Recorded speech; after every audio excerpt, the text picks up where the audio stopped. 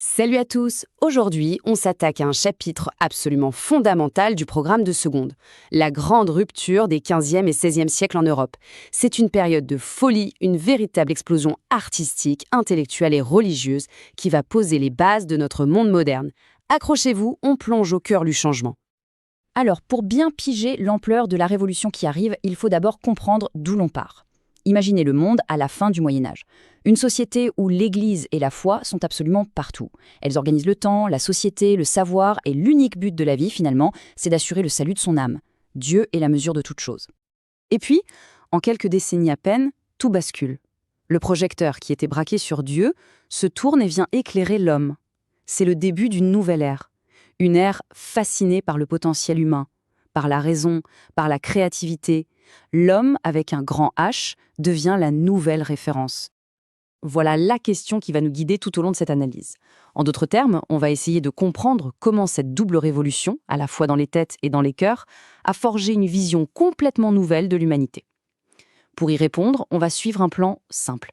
D'abord, on va analyser la rupture humaniste, et ensuite, on s'intéressera à la fracture religieuse de la Réforme. C'est parti. Allez, on attaque la première partie. Parce que cette révolution, avant d'être une affaire de foi, c'est d'abord une révolution intellectuelle et artistique. Une révolution qui va, littéralement, remettre l'homme au centre de l'univers. Le moteur de ce changement a un nom que vous devez absolument maîtriser, l'humanisme. Attention, c'est bien plus qu'un simple courant littéraire, c'est une vraie philosophie qui casse les codes de la pensée médiévale. Les humanistes, comme le célèbre Erasme, ont une sorte de mépris pour ce qu'ils appellent eux-mêmes le Moyen-Âge. Ils veulent un retour aux textes de l'Antiquité, mais les vrais, sans les filtres de l'Église. Leur conviction profonde, c'est que le potentiel de l'être humain est immense. Mais alors, comment ces idées nouvelles ont-elles pu se répandre aussi vite en Europe ? Retenez 3 facteurs clés. D'abord, un événement géopolitique majeur, la chute de Constantinople en 1453. Ça pousse les savants grecs à fuir vers l'Italie avec leurs précieux manuscrits antiques. Ensuite, une révolution technologique, l'imprimerie de Gutenberg, vers 1455. Ça change tout. On peut diffuser les textes à une vitesse et à une échelle juste inimaginable avant. Et enfin, un facteur humain, un véritable réseau de savants secrets, la République des lettres, qui échangent, débattent par-delà les frontières. Cette citation de Rabelais à Erasme, elle illustre parfaitement cette fameuse République des lettres. Regardez bien, on a un Français qui écrit un Hollandais pour lui dire, en gros, vous êtes mon maître à penser. C'est une fraternité intellectuelle qui se fiche complètement des frontières des royaumes. Ces penseurs se lisaient, se répondaient, ils formaient une sorte de communauté du savoir européenne. Et cette nouvelle vision du monde, elle explose littéralement dans l'art de la Renaissance. C'est une triple révolution. D'abord sur le fond, les sujets changent. Ok, il y a toujours des scènes religieuses, mais on voit de plus en plus de portraits, de scènes de la mythologie. Ensuite, sur la forme, la technique fait un bond de géant, notamment avec la perspective qui donne une illusion de profondeur incroyable. Mais le changement le plus dingue, c'est le statut de l'artiste lui-même. L'exemple parfait, c'est Michel-Ange. Ce n'est plus un simple artisan qui exécute une commande. C'est un créateur, un génie, qui négocie, qui discute presque d'égal à égal avec le pape pour le projet de la chapelle Sixtine. L'artiste signe ses œuvres. Il est admiré, il devient une star. Passons à notre deuxième partie. Vous vous en doutez un peu. Cet esprit critique, cette volonté de revenir aux textes originaux prônés par les humanistes, ça ne pouvait pas épargner la religion. Et en appliquant cette nouvelle méthode à la foi, ça va provoquer une fracture immense au sein de la chrétienté. L'étincelle qui va mettre le feu aux poudres, c'est la fameuse querelle des indulgences. Il faut bien comprendre de quoi il s'agit. En théorie, une indulgence, c'est le pardon des péchés accordé par l'Église. Mais dans la pratique, au début du XVIe siècle, c'est devenu un vrai business pour financer les énormes travaux de Rome, comme la basilique Saint-Pierre. Pour beaucoup de croyants, c'est juste insupportable. C'est le symbole d'une église qui pense plus à l'argent qu'aux âmes. Et en 1517, un moine et professeur de théologie allemand, complètement scandalisé par ce trafic, décide de dire stop. Il rédige une liste d'arguments, de thèses, pour lancer le débat. Le nombre de ces thèses va devenir mythique, 95. Et ce moine, c'est Martin Luther. Et cette phrase, tirée de ces 95 thèses, c'est une bombe. La question est simple, directe, presque de bon sens. Mais elle est redoutable, parce qu'elle attaque directement le pape sur sa richesse. Luther ne critique plus juste une pratique, il vise la tête de l'Église.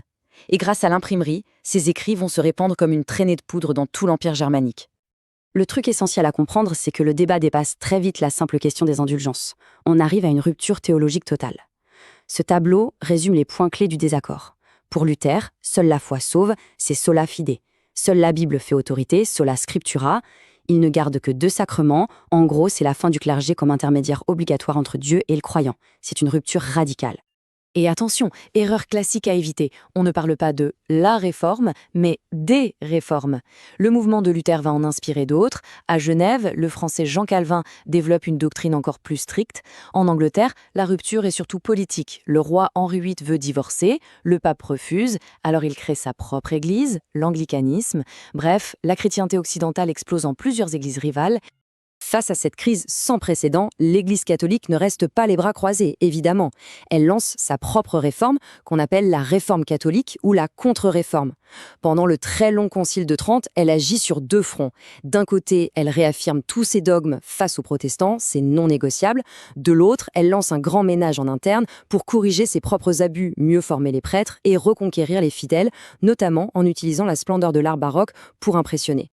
Bon, maintenant qu'on a vu tout ça, quel est l'héritage de ce double bouleversement? Au final, qu'est-ce que ça a changé pour l'Europe? Les conséquences sur le long terme sont énormes. D'abord, une conséquence religieuse et politique. L'unité de la chrétienté est morte et enterrée.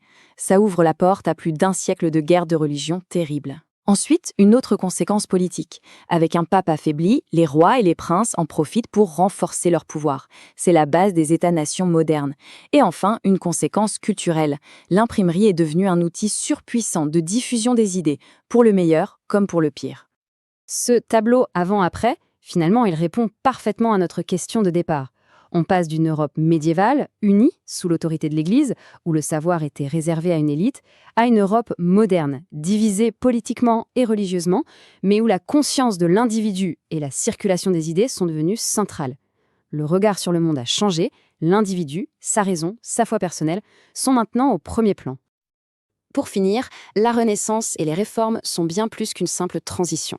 Elles fondent vraiment un monde nouveau, centré sur l'individu.